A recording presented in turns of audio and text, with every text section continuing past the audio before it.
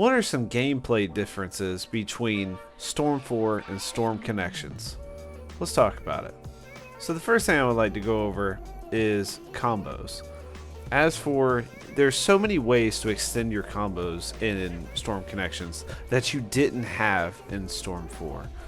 For example, whenever you knock someone to the ground, you can immediately pick them up with either an item, a shuriken, a jutsu, a dash, or just by hitting. Another thing is something I like to call knockdown. And if you're hitting somebody with a combo, certain characters will get it and there will be audio cues. I'll show you a few. This allows you to continue your combo doing more damage to the opponent. There's also some attack changes. Certain characters and attacks may look the same, but they have a separate effect, and now they actually have a stun involved. So make sure you go through all the characters that you like and decipher where those stuns are, or if they even have them. Throws now do the same similar damage of some jutsu. So jutsu do different damages depending on which one. Some grabs do more damage than jutsus themselves. What about items? So items don't hit down players. If you knock them down and you hit them fast enough, sure, it'll stand them back up. But if you don't, whenever they're fully down, then items, shuriken, or really anything, doesn't hit the character anymore until they get back up. Another thing is the items stun more. So when you throw a tag, you get a huge stun to allow you to do more stuff for combos. The other thing is the effects of items are way more potent. So for example, poison deals more damage, and the defense debuff item also allows your attack to do more damage. Offense debuff makes your opponent do less damage, more so than Storm 4. The guard break, although only lasts for 1 second, you get more since it regenerates. It also goes further than it did in Storm 4, quite a bit further. And now that counters take no chakra, you could just use a counter to cancel out with little to no repercussions. Let's talk about the defense. So counters do not consume chakra anymore. I don't know if I like this. Another thing is, if you get hit with a jutsu while you're countering, it will do full damage, which I find is fine. So the counter no longer knocks your opponent back, but it stuns them in place. Unless they're dashing from the air and hits your counter, then it will repel them a little bit, but it doesn't knock them back fully. As for substitutions on defense, substitutions take 15 seconds to recharge, and do not recharge when you're taking damage. If you notice on Storm 4, your substitution gauge will slowly increase. In Storm Connections, this is no longer the case. As for your guard shield, it has 20% less health than it did in Storm 4. So that means people can break your guard 20% easier than they used to be able to, making passive play much harder. Chakra and jutsus. Chakra regen is significantly increased. It only takes 10 seconds for your chakra to regenerate from 0 to full. Chakra does not increase when you're attacking. This includes throwing shuriken, doing jutsu, dashing, hitting your opponent. Dashes also take less chakra.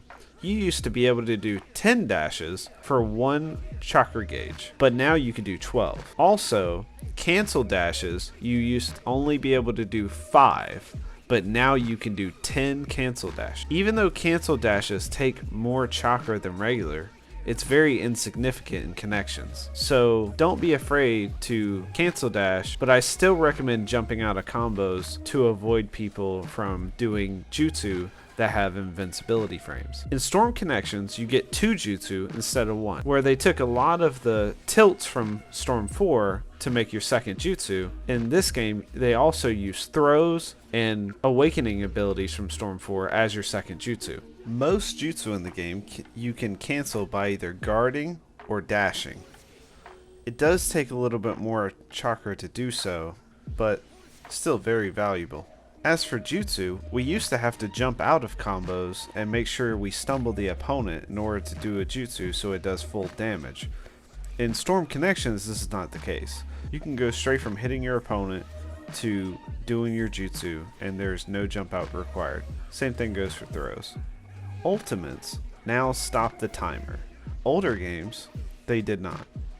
This game, they do. Awakenings got nerfed because instead of them lasting 22 seconds like the last game, they only last 15 seconds in this game. Also, whenever your opponent does enough damage to fill up your chakra bar, usually around 90% in the yellow, that only works once per match now. Not once per round, but once per match. I guess this is to nerf Awakenings further. Jutsu, in a combo, or on a stunned player, or even a player that's trying to counter, will do the same damage. Whereas in Storm 4, it would only do half damage. Let's go over teams and storm gauges. So the storm gauge only lasts 12 seconds. It used to last 22. That really nerfs all support, whether it be strike back or dash cut. Since there is no chakra shuriken, cover fire is actually just going to work with regular shuriken. The team switch cooldown is faster unless you use jutsu support. So if you just switch from one character to the other, it takes about 6 seconds to get your person back. That's if you have 2 supports. It takes 6 seconds. If you use their jutsu, it takes 8 seconds, but it doesn't start until the character is off the field. Now, if you only have 1 support, it actually takes the exact same amount of time, but the jutsu has to finish and the character has to get off the field before the timer starts, and both timers will be 4 seconds if you only have 1 support. Also, in Storm Connections, you can pick your costumes and jutsu of your teammates. Used to, you were not allowed to pick your jutsus of your teammates. Another thing is, you can choose what jutsu to throw with your support by moving or not moving. If you're moving when you call your support, then they will throw their second jutsu. If you're standing still when you call your support, they will throw the first jutsu. Let's go over some extras. So some honorable mentions is the game timer between rounds is shortened. This is pretty good because I am very impatient. Other things to note is ninja movement. Whenever you do a ninja movement, which is hold guard and move to the side, then you can throw a shuriken. If you're on the ground, then that's fine. It works just like the last game. But if you're up in the air, then the shuriken will cancel the movement and you will fall straight down to the ground.